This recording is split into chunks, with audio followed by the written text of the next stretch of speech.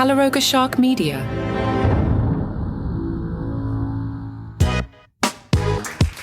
Hey, I'm Johnny Mac with your daily comedy news. If you skip the weekends for some reason, go back and listen to Sunday. There's a whole thing with Mark Maron and Matt Reif. It's just wonderful.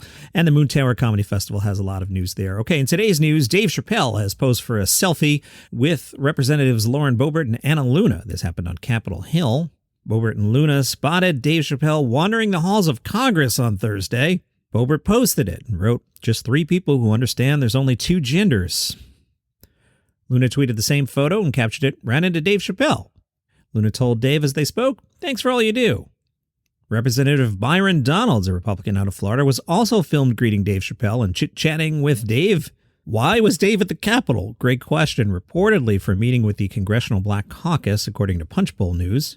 Dave was asked about this by a reporter, and he said, "A lot of the people I grew up with work on the Hill, so I hang out here sometimes when I'm in D.C. to catch up with old friends." A representative for Chappelle told the Washington Examiner that Chappelle did not conduct any business or attend any meetings while at the Capitol, given the reason that he was in town for last night's Kennedy Center honors and an Art is Activism workshop at a local public high school. All right, we'll keep an eye on that for tomorrow. Johnny Mac, you never talk about Matt Reif. I know, right? Matt recently played Santa Rosa. The press Democrat had somebody at the show, and apparently Matt offered a solution for anyone offended by his jokes. He said, "We have a safe space for you outside the exit door." Sure, he told it better. The press Democrat writes, on the soft side, he talked about donating toys given to him by fans to children and made friends with a fan who sat with his diabetes service dog, a pug named Waffles, in one of the front rows. First, Reif denounced the dog as ugly, then later reckoned it was cute. A total of 3,120 fans attended Matt Reif's two shows, including some who came from other states, because their local Reif shows were sold out, according to a spokesperson for the Luther Burbank Center. As for the controversial joke in the Netflix special, I'll remind you, Reif joked, "Yeah, but I feel like if she could cook, she wouldn't have that black eye." Reif addressed it to the audience on Wednesday and said, "It's a joke. It's not based on real circumstances, nor does it reflect my real feelings." At the Santa Rosa show, Reif tried out some new material, we're told, based on his standby topics, which are relationships, sexuality, gender roles, misunderstood segments of the population, and taboo words and concepts. He also talked about some positive responses from fans. Reif had said on stage that he loves otters. A fan invited him to an otter sanctuary, and then Reif joked, I'm sure he told it better than I will, it was in Florida and it was in a bathtub, and it was just a possum painted brown. I guess in context and told properly that could land. More details about Kevin Hart and Chris Rock, Headliners Only. This is the documentary coming to Netflix on December 12th. In Kevin Hart and Chris Rock, Headliners Only, we follow the two comedy legends as they embark on a series of performances while also taking audiences on a tour throughout their varying trajectories leading up to it. In addition to Kevin Hart and Chris Rock, the documentary features interviews with Jerry Seinfeld, Wanda Sykes, Bill Burr, Dave Chappelle, Tiffany Haddish, and more.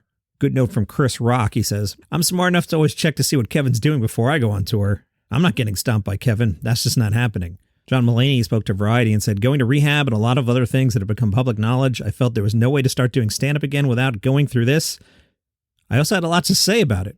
It had been an extremely eventful time, and the goal from the beginning was to do this as funny as I could make it, not as impactful as I could make it, not to pause for dramatic effect. I just wanted to be a little wilder and put you in my very confident, demented brain during the time of addiction.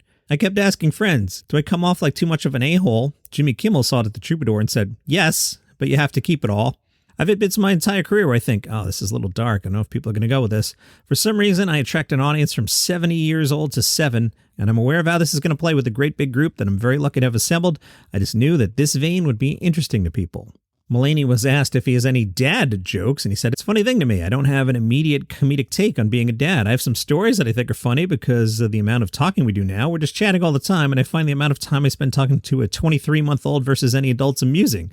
Amy Schumer is set to star and produce Kinda Pregnant.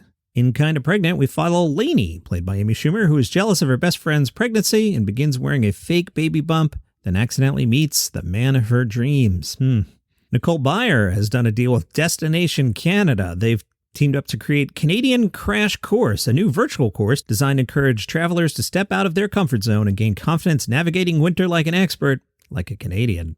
Nicole Byer hosts lessons on navigating ski mishaps, chili plunges, fashion blunders, sport fails, and more. In 4 easy lessons, you can go from Northern Novice to Winter Pro. Buyer says, hosting the Canadian crash course has been a blast. Canadians really go above and beyond when it comes to friendly hospitality. Watch and learn as I try skiing, cold plunging, ice skating, bundling up for the Northern Lights, hunting, and more. Finding the fun and the hiccups along the way. I mean, if you're going to try something new this winter, you better do it where they do winter right. Canada. Gianmarco Ceresi was up in Connecticut and said, I've been all over Connecticut, and this is definitely one of the least interesting places, and that says a lot for Connecticut. I have not been able to find a good smoothie place. Every time I ask someone for a breakfast recommendation, they go, Fairfield? And I go, well, I'm stuck here. He also talked about touring Europe and said, I would say that they might not understand as many American political references, but they had a better understanding of history in a way that let me make some jokes, frankly, about the Holocaust, that they just understood the intricacies of, more than the typical American. They were not quite as into raunchy humor, but they were very into dark humor. I feel like, and these are broad strokes that I'm painting, that Europeans have a more honest understanding of their own countries in a way that really lets you talk crap about them. They make fun of us for the gun stuff very hard. It's an easy way for an American to get a laugh here. Like, it's nice to be here and get a break from all those mass shootings. And they're like, yes, that's you, America.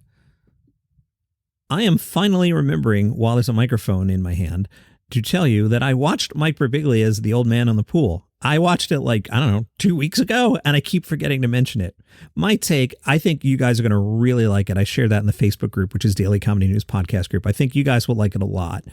I like Birbiglia as I watched it, and again, major comedy snob here. And as I've explained in the past, I've listened to so much comedy over the last 20 years, my brain is just numb.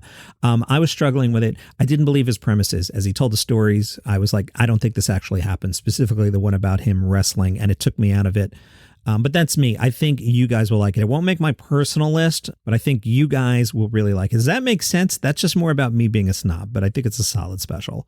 This week on the Weekly Comedy Thing, that's the show I host on the Live One app. The app is free. The show is free. So you grab the Live One app and you download it and you look for the Weekly Comedy Thing. And there you will find me doing short intros to comedy bits. It's kind of like this podcast with a lot less me and a lot more actual comedians. On this week's show, David Cross, John Mulaney, Nate Bargatze, Beth Stelling, Patton Oswalt, Bill Engvall, Adam Sandler's Hanukkah song, Sebastian Maniscalco, DJ Dimmers, who I'm really into right now, Gabe Iglesias, Kathy Griffin, Birbiglia, Eddie Izzard, Cheech and Chong, and Spinal Tap. The Weekly Comedy Thing on the Live One app. Ed Helms is down for The Hangover Part 4. Please don't. The first one, amazing, major diminishing returns. And don't forget, The Hangover kind of destroyed the later seasons of The Office because they pivoted to Ed Helms when they should have made Jim Halpert the boss, and didn't really work. Helms told The Hollywood Reporter, Bradley Cooper, Zach Galifianakis, director Todd Phillips, these are some of my favorite people on the planet. I would do anything with them. Oh my goodness, I would do anything with those guys. Bradley Cooper recently told the New Yorker Radio Hour he would do another Hangover in an instant because I love Todd, I love Zach, I love Ed so much. But said, I don't think Todd's ever going to do it. Helms agrees. Like Bradley said, it's highly unlikely Todd would be up for it. The Hill caught up with Kat Timpf, who said, I find that joking about this stuff takes away some of its power. The scarier and more devastating and awful and insurmountable something can seem, if you say, oh, you can't joke about that, that makes it seem even more powerful. You're totally allowed to think a joke's not funny. You're totally allowed to say, that hurt my feelings. I don't like that joke. Here's why, and have a conversation about it. To say you can't joke about it is actually a cruel thing to say when you think about it. Because what you're doing is you're limiting the healing mechanism that people who are dealing with trauma might need.